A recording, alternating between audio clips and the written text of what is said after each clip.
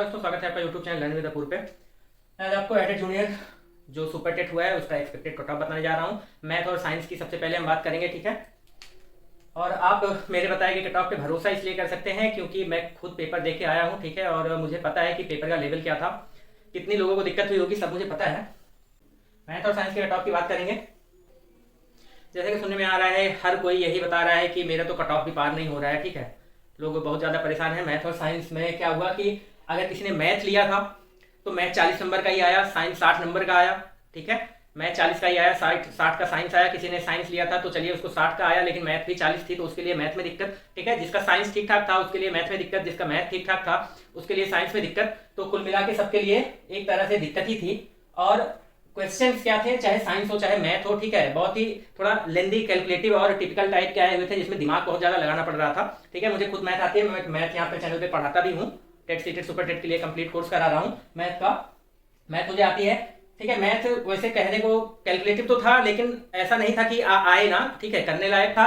लेकिन क्या हुआ कि जल्दबाजी में गलतियां हो जाती हैं लोगों से, तो जल्दबाजी में मुझसे भी गलती हुई है, ठीक है। 4-5-6 क्वेश्चन मेरे एकदम बहुत ही सिली मिस्टेक से गलत हो गए हैं। तो मेरे गलत हुए हैं, ऐसे ही और लोगों के भी गलत हुए होंगे, ठीक है। जो ठीक ठाक होंगे पढ़ने में, जो उम्मीद कर रहे थे कि अच्छा खासा नंबर लेके आएंगे, उन सबका भी जितना एक्सपेक्टेड मार्क्स, मतलब जितना उन्होंने एक्सपेक्ट किया रहा होगा उतना पहुंच नहीं पाए, ठीक है। मैंने खुद अपना 110 115 कम से कम मिनिमम इतना एक्सपेक्ट किया हुआ था, और मैं जो है 107 नंबर ही पहुंच पा रहा हूँ। 107 का 107 जब पहली बार मैंने आंसर की से मिलाया लोगों के, ठीक है, तो 107 आ रहा था। फिर दूसरी बार मिलाया तो 2-3 नंबर और कम हो गए हैं। तो कुल मिला के 103 104 इसी तरह से मेरे मार्क्स बन रहे हैं, ठीक है। तो 115 एक्सपेक्ट कर रहा था मैं पहुंचने के लिए 115 में पहुंच सकता था। मैथ्स के क्वेश्चन जो सिली मिस्टेक से गलत हुए हैं 5-6, और साइंस में एक आध, ठीक है, और जीएस में भी एक आध गलत हो गया है। तो इस तरह से अगर वो करेक्ट हो जाता तो मैं 112 115 तक आसानी से पहुंच सकता था। लेकिन मेरा स्कोर रह गया है, कह सकते हैं 103 से 105 के बीच में ही आएगा, इससे ज्यादा आना मुश्किल है। 107 तक पहली बार में जा रहा था, लेकिन फिर बाद में पता चला कि और मिस्टेक्स हुई हैं,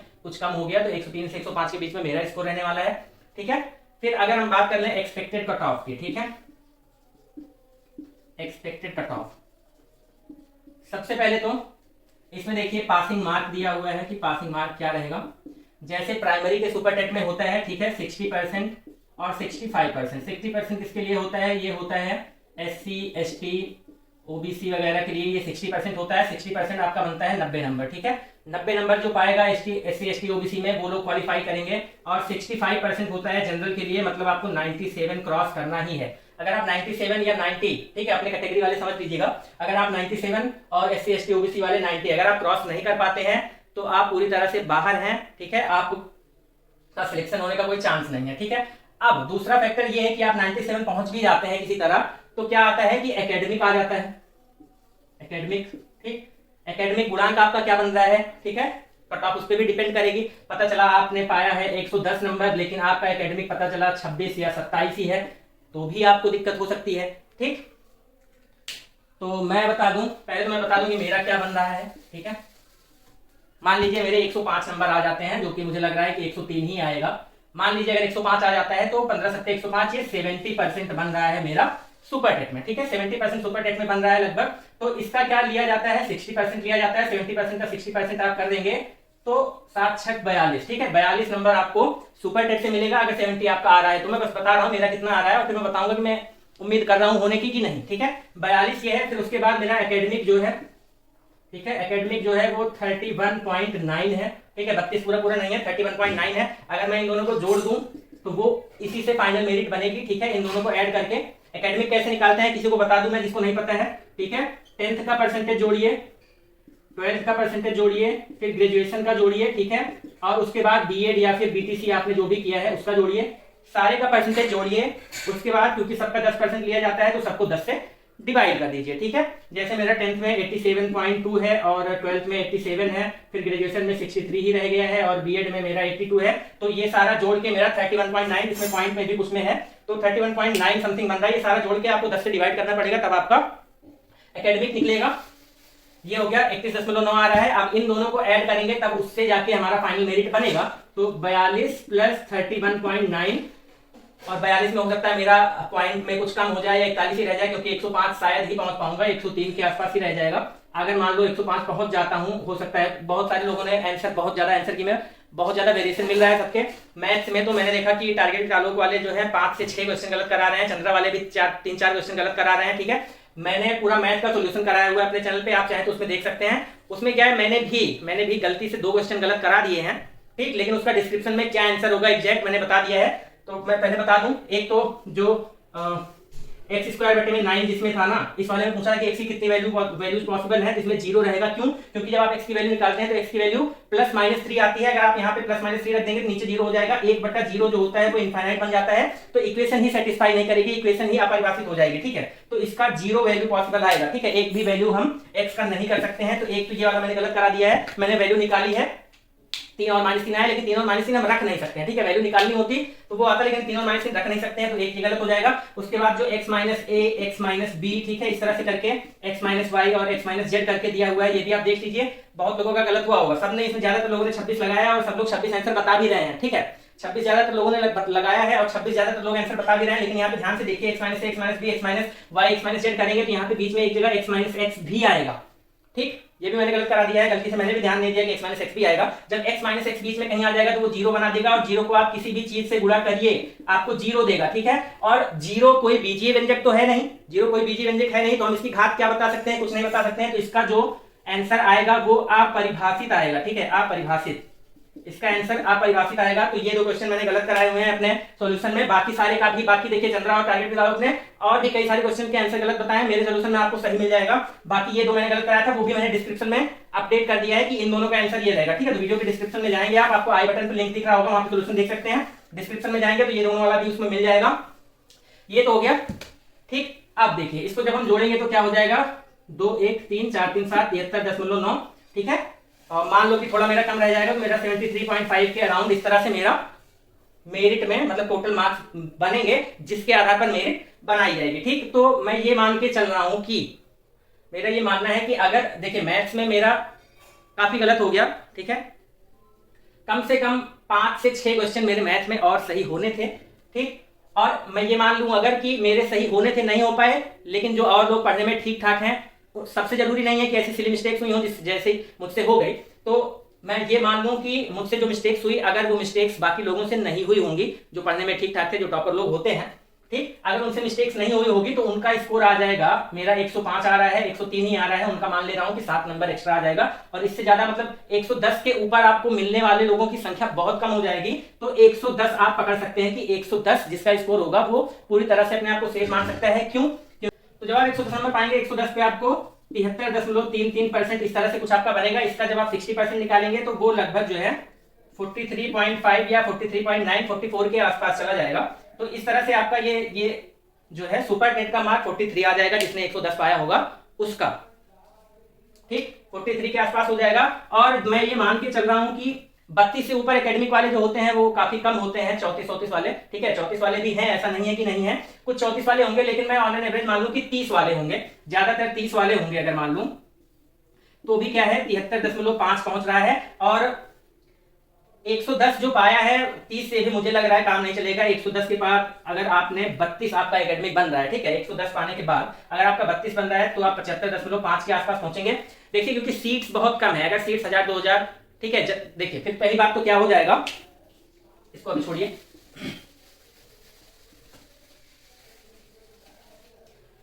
मेन बात क्या है कि सीट्स की, ठीक है। 1300 समथिंग मुझे लगता है टीचर के लिए था, 1305 के आसपास टीचर के लिए था, बाकी जो था 100-200 वो प्रिंसिपल के लिए था, तो टीचर वाला ही हम लोगों ने दिया हुआ है, ठीक। फिर 1300 में क्या होगा, आपका हिंदी आता है, ठीक, इंग्लिश हो जाएगा, फिर एसएसटी हो जाएगा, मैथ साइंस हो जाएगा, ठीक है, फिर इसी में संस्कृत भी हो जाएगा, और पता नहीं और कोई सब्जेक्ट है या नहीं, हो सकता है उर्दू भी हो, वैसे उर्दू तो नहीं होगा, एक सेकंड में चेक कर लेता हूं। हाँ तो ठीक है, उर्दू नहीं है, ठीक है। 1 2 3 4 5 ये जो 1300 सीटें हैं ना, इस ये 5 भागों में बट जाएंगे, ठीक है। जरूरी नहीं है बराबर बराबर बटे, लेकिन मैं बराबर बराबर एक बार बांट ले रहा हूं, ठीक है। तो क्या हो जाएगा, 5 दूना 10, 5 छक 30 और 5 एकम 5, ठीक है। 261 seat, 261 seat on an average her subject में आप मान सकते हैं। हो सकता है एसएसटी या मैथ साइंस में कुछ ज्यादा सीटें आ जाएं, हो सकता है मैथ साइंस में आपको 400 से 500 सीटें मिल जाएं, ठीक, क्योंकि मैथ और साइंस 2 सब्जेक्ट एक में कंबाइन किया हुआ है और मैथ और साइंस की डिमांड थोड़ा ज्यादा रहती है, तो हो सकता है इसमें 400 से 500 सीटें मिल जाए। लेकिन जब 500 सीट में फिर उसके बाद क्या होगा, जनरल वालों के लिए अगर मैं बात करूं तो इसमें से कैटेगरी वाइज डिवाइड हो जाएगा। मान लीजिए आपको सब्जेक्ट वाइज मिलकर 400-500 मिल गया, फिर कैटेगरी वाइज डिवाइड हो जाएगा। तो जाके जनरल के लिए अगर कोई जनरल कैंडिडेट है, ठीक है, तो जनरल के लिए आपको अगर 400-500 सीट आ जाती है तो जाके कह सकते हैं कि जनरल के लिए 250 के आसपास सीट आएगी। अगर 261 ही आई तो ये आपकी सीट 150 ही रह जाएगी, ठीक है। अगर मैथ और साइंस में 400 से 500 सीट जाती है तो जनरल में हो सकता है 250-300 सीट मिल जाए, और नहीं तो अगर 261 ही आई, जिस तरह से 5 सब्जेक्ट में अगर इक्वली डिवाइड हो गया तो आपको 150 सीट ही मिलेगी, ठीक है। तो सीट्स इतनी कम है कि पेपर आपका कितना भी हार्ड आ जाए, ठीक है, सीट्स इतनी कम है कि पेपर आपका कितना भी हार्ड आ जाए, पढ़ने वाले कुछ ना कुछ लोग ऐसे होते ही हैं जो हर बार अच्छा कर ही जाते हैं, ठीक है। जिसकी तैयारी बहुत अच्छी होगी तो उसके लिए पेपर कितना भी हार्ड आ जाए वो अच्छा कर ही लेगा। तो ये मैं मान रहा हूं कि 110 के ऊपर जो है, ठीक है, 110 के ऊपर स्कोर करने वाले होंगे, 100-200-400 लोग ऐसे होंगे जरूर, 200-400 लोग जो 110 के ऊपर स्कोर करेंगे, ठीक है। लेकिन जैसे मान लीजिए 400 लोग हो गए 110 के ऊपर स्कोर करने वाले, फिर इसमें क्या हो जाएगा, कुछ लोगों का गुणांक जो होगा वो 30+ होगा, ठीक है, और कुछ लोगों का हो सकता है 30- हो जाए, ठीक। तो जिसका 30- हो गया, ठीक, जिसका गुणांक 30- हो गया तो वो 110 करके भी नहीं हो पाएगा। तो ऐसा मान सकते हैं कि 200 लोग होंगे ऐसे, 200-250 लोग ऐसे होंगे जो 30+ वाले होंगे, और कुछ लोग होंगे जो 30- वाले होंगे, बाकी लोग, ठीक है। क्योंकि क्या है, जो लोग ऐसा नहीं है कि जिसका गुणांक कम है वो अच्छा स्कोर नहीं कर सकता, ठीक है। मेरे खुद के भैया हैं, उनका एसएसटी में 120 आ रहा है, लेकिन उनका गुणांक क्या है, 26 ही है, तो उनका सिलेक्शन हो सकता है कि ना ही हो, नहीं ही होने का चांस है, कह सकते हैं। और बाकी अगर पेपर टफ रहा होगा, उनका 120 तो आ रहा है, अगर पेपर टफ रहा होगा तो उनका सिलेक्शन हो भी जाएगा एसएसटी में उतने गुणांक पर भी। लेकिन देखते हैं, उनका 120 आ रहा है, बहुत लोगों का 120 आ रहा होगा, और बहुत लोग ऐसे भी होंगे जिनका गुणांक बहुत अच्छा होगा 32-34, तो वो लोग अपना ले लेंगे। तो इसमें कह सकते हैं कि 110 स्कोर और 30+, ठीक है, 110 स्कोर और 30+ जिसका आ रहा है, ठीक, वो अपने आप को उम्मीद कर सकता है कि हो जाएगा, उसके नीचे नहीं होगा। अगर मैं एकेडमिक और इन दोनों को जोड़ लूं, ठीक है, एकेडमिक या का सुपर टेट का 60% ले लूं और एकेडमिक ले लूं 30+, इस तरह से, ठीक, तो यहाँ पे लगभग ये 43 बन जा रहा है, ठीक, ये 43.5 समथिंग 110 नंबर पे इस तरह से बनेगा। और 30+ अगर आप करेंगे तो ये मान लीजिए 32, ठीक है, तो 75.5, मतलब कह सकते हैं कि जनरल की जो कट ऑफ जाएगी, जनरल की जो कट ऑफ जाएगी वो 75 से 77, ठीक है।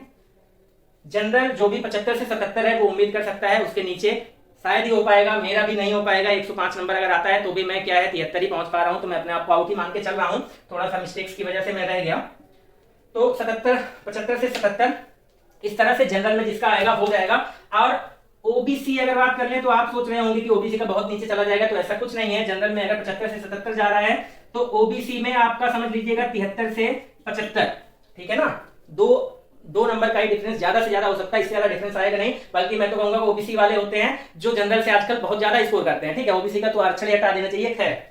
तो ओबीसी वाले बहुत तेज हो गए हैं पढ़ने में आजकल, बहुत अच्छा स्कोर करते हैं, लेकिन क्योंकि उनको जनरल के बाद ही काउंट किया जाएगा, पहले तो जो अच्छा स्कोर करेंगे वो तो जनरल में चले जाएंगे, उसके बाद जो बचेंगे उनकी मेरिट अलग से बनेगी, तो 1-2 नंबर कम उनका जा सकता है। तो ओबीसी के लिए 73 से 75 कर सकते हैं आप, ठीक है। और कोई एससी का जो सीट होगा, एससी का तो आप मान सकते हैं कि 70 पे भी होने का चांस रहेगा, ठीक है। एससी का सीट आपका 70 से या 68 से 70 कर लीजिए, ठीक है। एससी के लिए 68 से 70, एससी का 68 से 70 पर भी हो सकता है। तो जनरल ओबीसी एससी हो गया, फिर एसटी का क्या ही बताऊं, एसटी पता नहीं क्या होगा, देखा जाएगा, छोड़िए। तो जनरल ओबीसी एससी ये हो गया मैथ और साइंस के लिए, ठीक है। एक बार फिर से मैं लिख दे रहा हूं, जनरल आप मान सकते हैं 75 से 77, ओबीसी आप मान सकते हैं 73 से 75, एससी आप मान सकते हैं 68 से 70, ये हो गया। उसके बाद ईडब्ल्यूएस भी आता है इसी में, ठीक है। आप देखिए जनरल जो आपको 200-250 मिलने की उम्मीद है, अगर सीट ज्यादा आती है तो उसमें से भी क्या होगा, ईडब्ल्यूएस भी घट जाएगा, ठीक है, ईडब्ल्यूएस भी घट जाएगा। ईडब्ल्यूएस की भी सीट आप ओबीसी के अराउंड ही मान सकते हैं 73 से 75, ठीक है। ईडब्ल्यूएस का 73 से 75 इसमें हो जाएगा। तो ये रहेगी मैथ और साइंस की कट ऑफ ये रहने वाली है। पेपर हालांकि बहुत हार्ड आया था, ठीक है, हार्ड आया था, लोगों के पास होने के लाले पड़ गए हैं। ऐसा भी हो सकता है कि बहुत लोग ना कर पाए हो, तो हो सकता है 100 नंबर वाले का भी हो जाए, मैं ऐसा नहीं कहूंगा, लेकिन मुझे ऐसा लगता है कि कुछ ना कुछ पढ़ने वाले होते हैं। और फेसबुक पे मैंने कुछ लोगों का मार्क्स देखा तो 115 बता रहे हैं, 110 बता रहे हैं, तो ये कुछ लोग बता रहे हैं, तो 100-200 लोग तो हो ही सकते हैं, क्योंकि 3 लाख लोगों ने पेपर दिया हुआ है, ठीक। लगभग 3 लाख लोगों ने 2,70,000 इस तरह से कुछ पेपर दिया हुआ है। खैर उसमें सब्जेक्ट वाइज भी होंगे, लेकिन तब भी मैं मान के चल रहा हूँ कि 100-200 लोग ऐसे होंगे जो 110, 107, 8 इस तरह से स्कोर कर रहे होंगे। तो आप मान के चलिए 75 से 77, और बहुत कम हो जाएगा तो ये 74 हो जाएगा, इससे कम नहीं होगा। ठीक है, जनरल में 74 फिर कर लीजिएगा, इसमें 72 कर लीजिएगा, इसमें आप +-1 +-1 +-1, इससे ज्यादा डिफरेंस जो है नहीं आएगा। ठीक है, एक ज्यादा या एक कम, इतना ही कट ऑफ रहने वाली है जनरल की। ये हो गया। और मैं अभी कुछ बता दूं आपको कि मैथ में तो काफी कुछ लोग गलत बता ही रहे हैं।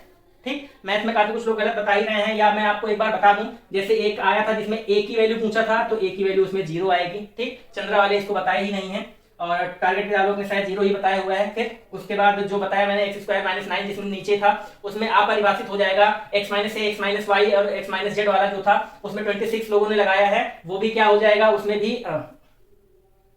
ही अपरिभाषित हो जाएगा, बल्कि x² 9 वाले में 0 हो जाएगा। ये हो जाएगा। फिर उसके बाद टारगेट आलोक ने बताया है 2√x - 1, लेकिन उसमें आंसर 2 आएगा। ठीक है, ये हो गया। इस तरह से काफी सारे क्वेश्चन गलत कराए हैं। एक तो आपका जो जीएस पोर्शन है ना, उसमें 4800 मेगावाट करके एक आंसर दिया हुआ है लोगों ने, तो ये 4800 मेगावाट नहीं, 4800 मेगावाट घंटा रहेगा, इसमें कोई डाउट ही नहीं है। ठीक है ना, मेगावाट घंटा जो होता है वही ऊर्जा का मात्रक होता है। ठीक, देखिए इसको देखिए, लोग मेगावाट कैसे बता कैसे सकते हैं, मुझे तो यही समझ में नहीं आ रहा है। 200 मेगावाट जो है वो प्रतिदिन उसका खर्चा था, या 200 मेगावाट उसका खर्चा चल रहा है, तो एक दिन में कितना खर्चा करेगा। ठीक है, 200 मेगावाट खर्चा आ रहा है, तो एक दिन में कितना करेगा। एक दिन में आपने 24 घंटा लगाया, तो भैया जब 24 घंटे से गुणा करोगे तो मात्रक में वाट और घंटा आएगा कि नहीं आएगा, मेगावाट इंटू घंटा। ये 24 से आपने गुणा कर दिया, तो 24 कहां से आप ले आओगे, कोई कांस्टेंट वैल्यू है क्या।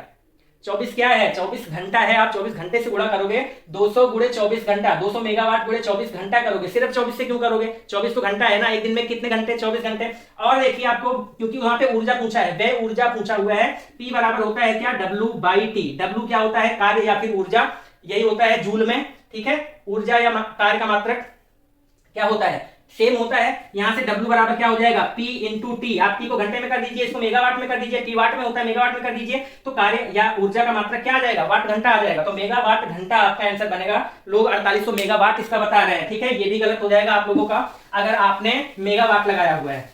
ठीक, इसको मैंने अपना करेक्ट माना हुआ है, मैं इतना गलत नहीं मान के चलता हूं। हर चीज क्या होता है, देखिए जिसपे आप कॉन्फिडेंट हो, जरूरी नहीं है हर कोई आंसर सही बता रहा हो, जिसपे आप कॉन्फिडेंट हो उसको आप सही मान के खुद से चलिए। जैसे एक और पूछा था क्या, एम्पियर घंटा शायद। ठीक है ना, एम्पियर घंटा किसका मात्रक है, ये भी पूछा हुआ है। तो सीधा सीधा देखिए, हमें पता है I बराबर होता है Q/T। एकांत समय में प्रवाहित आवेश की मात्रा को कहते हैं धारा, वैद्युत धारा। ठीक है, यहां से Q बराबर क्या आ जाएगा, I इंटू टी। ठीक, Q बराबर क्या आ जाएगा, I इंटू टी। I का मात्रक आप एम्पियर ले लीजिए, T का मात्रक आप घंटा ले लीजिए। ठीक है ना, एम्पियर और घंटा आपने ले लिया। Q होता क्या है, आवेश। ठीक, आवेश होता है, तो आवेश का मात्रक एम्पियर घंटा होगा। एम्पियर घंटा मात्रक किसका होगा, आवेश का। लेकिन क्योंकि ऑप्शन में आवेश नहीं दिया गया है, लेकिन क्वांटिटी ऑफ इलेक्ट्रिसिटी दिया हुआ है। ठीक है, क्वांटिटी ऑफ इलेक्ट्रिसिटी जो होता है वो आवेश ही होता है। ठीक है, वैद्युत धारा का मापन किससे करते हैं, आवेश जितना प्रवाहित हो रहा हो उतनी ही धारा प्रवाहित होती है, तो क्वांटिटी ऑफ इलेक्ट्रिसिटी को आप आवेश कह सकते हैं। इसका क्वांटिटी ऑफ इलेक्ट्रिसिटी सही होगा। इसमें भी लोग कुछ अलग ही आंसर बता रहे हैं, तो इसका भी आंसर आप देख लीजिएगा, इसका क्या हो जाएगा, क्वांटिटी ऑफ इलेक्ट्रिसिटी। तो ये भी लोग गलत बता रहे हैं। ठीक, और फिर देखिए क्या हुआ है मैथ में। देखिए अभी वीडियो छोड़ के जाइएगा मत, अभी बात सुनिए। पेपर इतना हार्ड क्यों कहा जा रहा है, मैं बताता हूं आपको। साइंस में क्या किया इसने, मैथ में तो चलो फिर भी करने लायक क्वेश्चन थे, या हो सकता है मेरे लिए, मुझे ऐसा लग रहा है करने लायक क्वेश्चन थे। बहुत सारे लोगों को ऐसा, साइंस वालों को हो सकता है लगा हो कि करने लायक नहीं भी था। ठीक है, जो साइंस स्ट्रीम का है, जिसको सिर्फ साइंस अच्छे से आती है, मैथ्स नहीं आती है, उसको मैथ्स में भी प्रॉब्लम्स आई होंगी, और मुझे आनी नहीं थी, फिर भी सिली मिस्टेक्स की वजह से हो गया, मार्क्स मेरे कम हो गए। साइंस में क्या किया है, जिसको साइंस आती भी होगी ना, उसको साइंस में भी प्रॉब्लम आई होगी, क्योंकि इतना कठिन सवाल पूछा है उसने। एक तो रिएक्शन का पूछ लिया, मतलब ऐसा लग रहा है कि उसको इंटर में पढ़वाना है। ठीक है, पढ़वाना आपको 6 से 8 तक है, इस तरह से सवाल बनाइए। लेकिन उसने क्या, आयनाइजेशन एनर्जी का पूछ लिया, वैद्युत धनात्मकता, वैद्युत ऋणात्मकता, ठीक है, ये सब पूछ लिया। और वो भी ऐसा सिर्फ एक चीज का पूछ ले, ठीक, उसने पूरा क्रम बनाने को दे दिया, 4-5 दे दिया, उसको बढ़ते और घटते क्रम में बताइए, तो उसमें बहुत ज्यादा टाइम लग रहा था करने में। ठीक है, टाइम लग रहा था, माइंड लग रहा था, तो कह सकते हैं कि हो सकता है कि कट ऑफ थोड़ा सा कम आ जाए। ठीक है, हो सकता है कम आ जाए, बट क्योंकि सीट्स बहुत कम है, तो यार 110 से नीचे वाला शायद ही उम्मीद कर पाए मेरे हिसाब से। तो ये हो गया पूरा कट ऑफ की बात। अगर आपको वीडियो पसंद आया हो, अच्छा वीडियो पसंद क्या आया हो, मैं पहले एक और चीज बता दूं, कि आप चाहे टेट की तैयारी कर रहे हो, चाहे सीटेट की तैयारी कर रहे हो, चाहे सुपर टेट की तैयारी कर रहे हो, ठीक है, किसी भी चीज की तैयारी कर रहे हो, आपका पूरा कंप्लीट मैथ का कोर्स आपको इस चैनल पे कराया जा रहा है, ठीक है, मैथ का कंप्लीट कोर्स आपको यहाँ पे कराया जा रहा है। अब ये मत सोचिएगा कि मैं तो खुद गलत करके आया हूँ तो क्या पढ़ाऊंगा, देखिए पढ़ाने में कोई कमी नहीं है, गलत हो जाता है, कुछ सिली मिस्टेक्स है, जैसे मैं बता दूं कि ये √2x-1 वाला था, इसमें जो क्वेश्चन था बीच में प्लस लगा हुआ था, मैंने क्या कर दिया, माइनस कर दिया, जब सॉल्व कर रहा था तो गलती से माइनस लगा दिया, उस वजह से आंसर गलत हो गया। एक आंसर क्या गलत हुआ, 143 का मुझे तीसरा लगाना था, ठीक है, मैंने 142 में गलती से तीसरा लगा दिया, एक इस तरह से गलत हो गया, ठीक है, तो इस तरह से अब वहां पे x-x पे ध्यान ही नहीं गया कि x-x भी बीच में आएगा तो 0 हो जाएगा, ठीक, तो चीजें क्या है कि बहुत ज्यादा डिफिकल्ट नहीं थी आसान, लेकिन क्या होता है कि आप प्रेशर थोड़ा सा रहता है एग्जामिनेशन हॉल में तो दिक्कत हो जाता है, मिसकैलकुलेशन भी कभी कभी हो जाती है, तो ये सब गलतियां होती हैं और ऐसा नहीं है कि किसी से नहीं होंगी। मुझे तो लगता है कि मैथ में 40 में 40 शायद ही कोई कर पाया होगा, ठीक है ना, 40 में 40 शायद ही कोई कर पाया होगा। और मैथ वालों के लिए एक दिक्कत ये भी होगी कि मैथ का 50 की जगह 40 क्वेश्चन दिया तो उनको साइंस में दिक्कत हुई होगी, तो कट ऑफ जो है 108 110 वाले का आप मान सकते हैं कि सिलेक्शन होने का चांस है, ठीक है। तो क्या मैं बता रहा था कि टेट सीटेट सुपर टेट के लिए मैं कंप्लीट कोर्स आपको करा रहा हूं फ्री में। मैथ 2 चैप्टर हो भी चुका है, नंबर सिस्टम और एलसीएम एचसीएफ में जो चीज मैंने पढ़ाई थी, ठीक है, भिन्न का एलसीएम कैसे निकालते हैं, सेम क्वेश्चन आपको पेपर में आया हुआ था, तो ऐसे ही क्वेश्चन आपको डायरेक्ट एकदम डायरेक्ट का मतलब ये नहीं है कि सेम क्वेश्चन मिल जाएगा, सेम तरीके के क्वेश्चन आपको पेपर में मिल जाएंगे। प्राइमरी सुपर टेट में आपका 20 में से 20 मतलब हो जाना चाहिए, इतना तो मैं पढ़ा ही दूंगा, बाकी डिपेंड करता है। देखिए कोई भी टीचर आपको कितना भी पढ़ा ले, जब तक आप खुद से प्रैक्टिस नहीं करेंगे आपका सिलेक्शन नहीं होना है, ठीक है। तो पढ़ा तो मैं सारा कॉन्सेप्ट दूंगा, इतना पढ़ा दूंगा कि आप 20 में से 20 करने के लायक हो जाए, लेकिन आप 20 में से 20 पाएंगे तब जब उन चीजों को जब आप प्रैक्टिस करेंगे, ठीक है। तो प्रैक्टिस, ठीक है, प्रैक्टिस ही मेन चीज होती है मैथ्स में खास करके। तो ये है, जिसको भी वीडियो पसंद आया हो लाइक कर दें, तो जिसको भी वीडियो पसंद आया हो, ठीक है, लग रहा हो एक्सपेक्टेड कट ऑफ यही रहने वाली है या नहीं भी ऐसा लग रहा है तो आप कमेंट में बता सकते हैं कि आपको क्या लग रहा है कि क्या रह सकती है कट ऑफ, ठीक है। तो ये सब चीजें आप करके वीडियो को लाइक कर दिए, चैनल को सब्सक्राइब कर दीजिए, धन्यवाद।